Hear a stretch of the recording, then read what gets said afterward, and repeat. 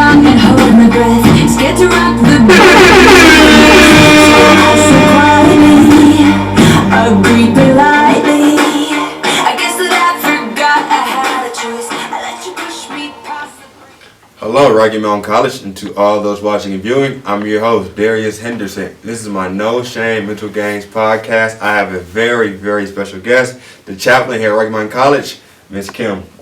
And today's topic will be psychology and spirituality. With that being said, let's get straight to it. Wow, this is a big one.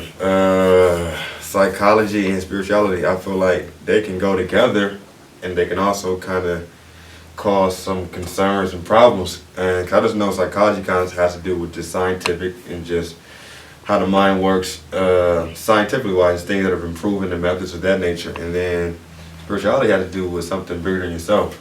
And I guess my first question would be, how do you kind of promote or just gain just a perspective on spirituality? Ooh, that's a really good question. So how do I help other people gain some perspective on spirituality? Yeah. Okay, so if I was sitting down with Darius and saying, Darius, tell me what helps you find meaning. Tell me what helps you find equanimity or peace and well-being. Right. Tell me what helps you think of caring about yourself or about other people. Tell me what helps you remember a worldview bigger than your own. Tell me what helps you connect with service or meaningful things out in the world and in the community.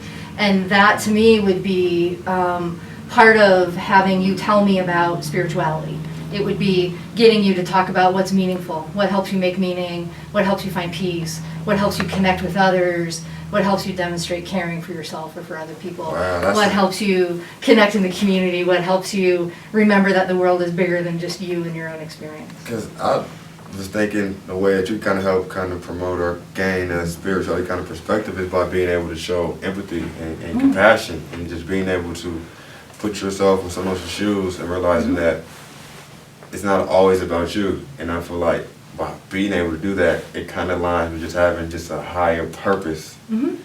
Wow. And I guess my next question is that, so I know with psychology, it's kind of more scientific, study of the mind and behaviors, and just more objective. And spirituality can kind of sometimes be subjective. And I feel like there can be a constant tug of war, given that psychology has to do with the facts, it's proven. And spirituality is kind of, you have to believe it. And for those people who are very spiritual, they sometimes might have a false hope or, salvation, thinking that just believing in, a higher power, whatever, can save them from the objective truth. So how do we kind of gauge that? I think that's another really good question, Darius. I think with spirituality, there is that temptation to just connect vertically with God. So as long as it's me and God, things are all right. As long as that relationship's okay, God's going to take care of me, or God's going to take care of the rest. And I think much more so, spirituality is about that horizontal connection. How do I take what's meaningful to me and live it out in the world? When spirituality focuses outward that way, I think there's a lot more focus on self-efficacy, or on taking responsibility, on finding comfort or hope that strengthens me then to act or to respond. And those are terms that I think are really comfortable in psychology, if we want to try to blend spirituality and psychology. If I look at my faith in God, or my belief in a higher power, or at whatever I find meaningful and meaning making, and use that then to connect with the peace, the well-being, the self-efficacy, I think is really big. That taking responsibility for stuff. Yeah. So I guess for the more severe mental illnesses, just like schizophrenia, you might hear voices in your head. So how do we cipher between just my higher power, my spirituality was telling me to do this, even though it's clearly the wrong thing to do. Yeah. And then opposed to believe in a higher power. have faith, because some people can do Yeah. something, you know, that's not okay, and kind of say, well, my Yeah. spirituality told me to do this. How do we kind of help Yeah. people in that sense? I think that's another really good question. You know, I've had conversations with psychologists before where we kind of joke about if you think God is telling you to do something and you take your medication and it stops, might not have been Right. God, right? You know, Yeah. so when we're looking at really significant mental illness where people have maybe psychotic episodes or things, there are some real connections with what many other people would describe as spiritual experiencing. I think that having a bit of caution, how we discern what's God, how we discern what's just my own brain telling me stuff, or where mental illness comes in. I think that psychology and spirituality can really support each other. Right. But I think there are some areas where, you know, if you believe God's talking to you, Yes. we might want to really think about what it is that God's Yeah, he's trying to telling tell me, you. yeah. And that's where maybe having, you know, a spiritual advisor, whether it's a minister or you know, a person that you can talk with, can be really helpful in trying to determine when your own brain is tripping you up, or Right. when, and maybe it is Yeah. a higher power. Maybe God is Right. talking to And you that's and just helping that. you Yeah. discern. So I Yeah. guess my next question would be, how important is it to include spirituality in psychological care? Because I feel like, me personally, with the spirituality side of things, it allows you to make sense out of your experiences, and it allows you to realize that everything's happening for a reason. So then that way you're able to stay more stable, and, you know, have control over your mind, and have a rested mind. You know, that's not always chaotic or moved, but just knowing it happens for a reason. You know. Yeah, and I think that that's a really good example of how spirituality and psychology can support each other. There are a lot of spiritual practices that are really good psychological practices, or really good wellness practices. You know, you mentioned that helping you find meaning, that everything happens for a reason, can really help people find some peace with a situation. You know, I think practices like prayer help you relax, lowers your stress and your anxiety, especially Hold on, if I'm you're sorry. breathing. That is a huge one, because Yeah. I mean, I pray every night. I'm not trying to force any religion upon anybody, but it's like, Yeah. I realize what also with psychology and some of the ways of intervention and treatment is by being mindful, and mindful is just staying in the moment, you know, and just being in tune with yourself. And I feel like when I pray, I'm being mindful, and they go together. So I feel like praying can help relieve some depressed symptoms, anxiety. Absolutely. That's big. I didn't even think of that. And oftentimes prayer will help us focus not only on higher power, but on things like gratitude.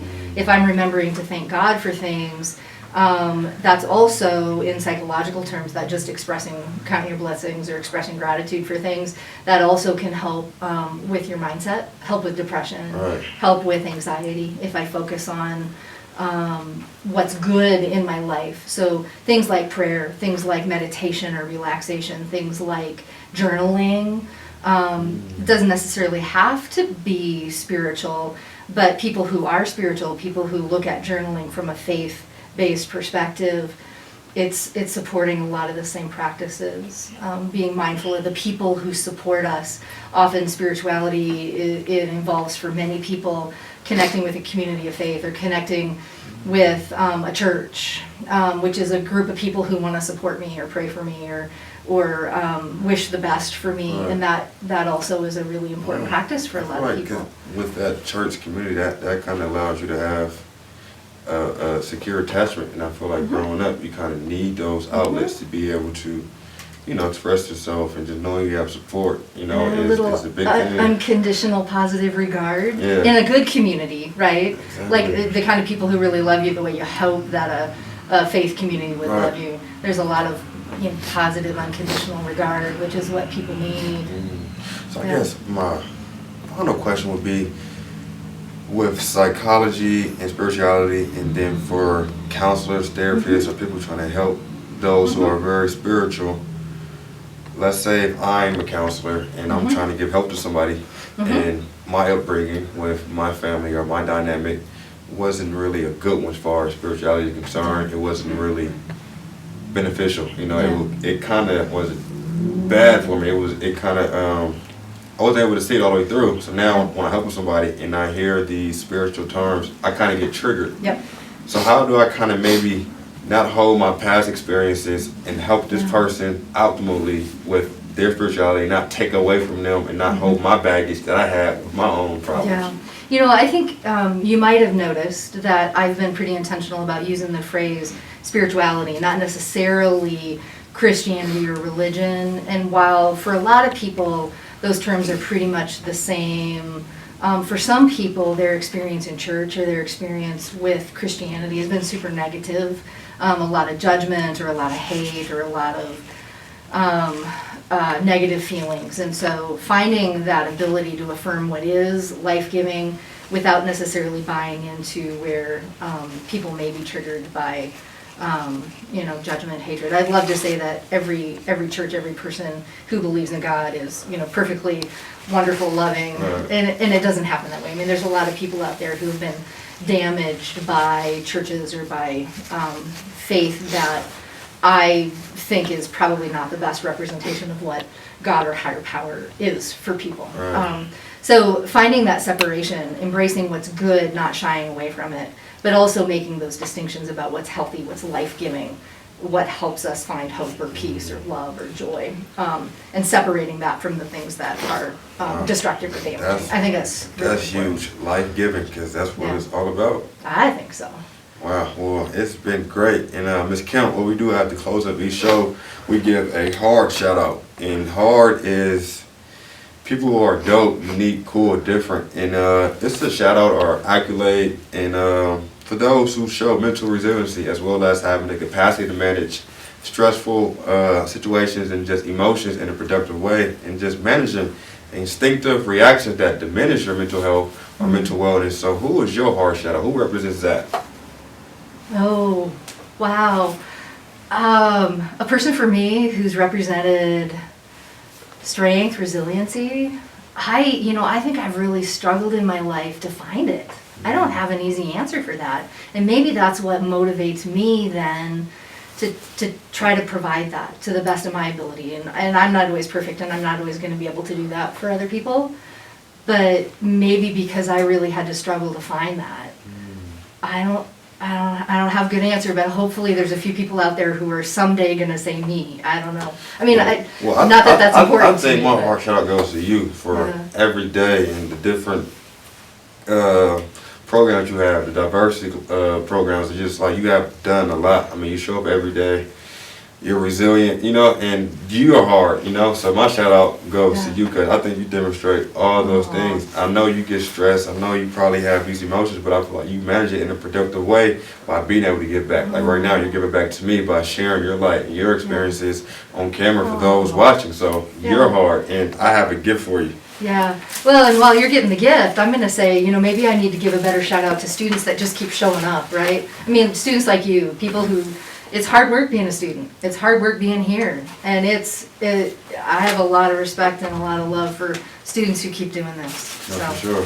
Did you get me a t-shirt? Yeah, you can check it out. Oh, look at that. I think you're hard. You're dope. That's amazing. Different, cool, unique. And, look at that. You show mental resiliency, so hard shirt goes to you. I am proud and honored to be able to have a shirt like this. For sure. That's amazing. And there you have it. No shame, mental gains, and I'll see you next week.